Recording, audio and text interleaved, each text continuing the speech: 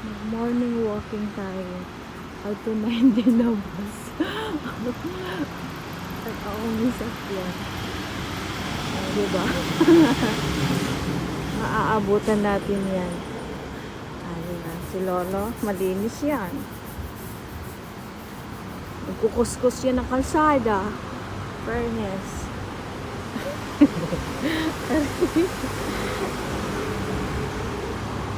Sino yan? Sino yan? Go ka na. Ayan. O, naabutan natin ang 9 ng bus. Abutan natin yan. So, dito tayo dadaan.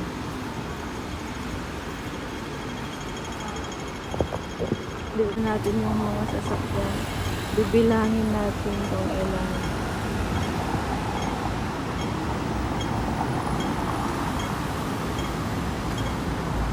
Malapit ha.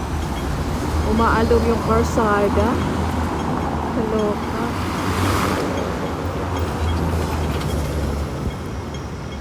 Umaarte talaga yung battery, low battery. Pabayaan yan na low battery.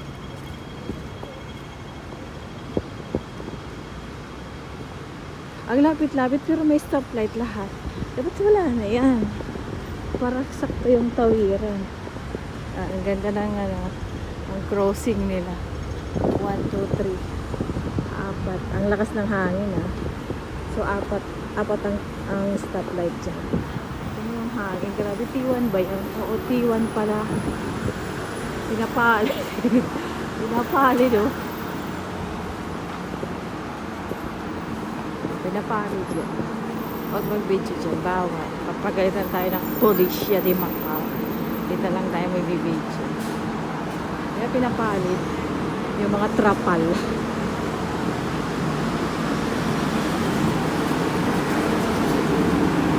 Magwa-walking, tapos magmamaritage. Tapos may bus stop dito sa ilalim ng sports complex. Ayan.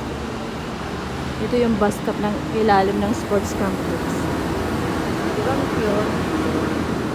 Parang bahay mo lang. May bus stop sa under. Ano yung bus?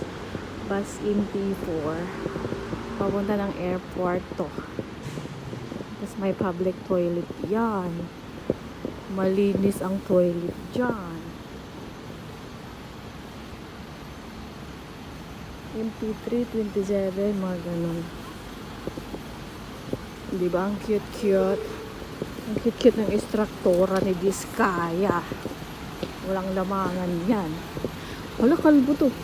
Ito yata yung nawawalang asawa ni Luningning. Diba? Para sa basement. Para sa car park. Lumusot. Lumusot ka lang, day. Pupunta sa bahay ni Jollibee. May Jollibee dito. Wala pa silang breakfast. Lunch lang.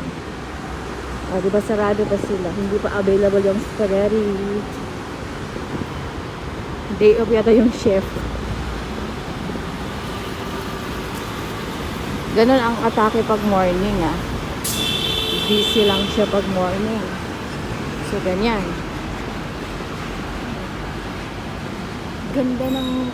Ang ganda ng sinag ng araw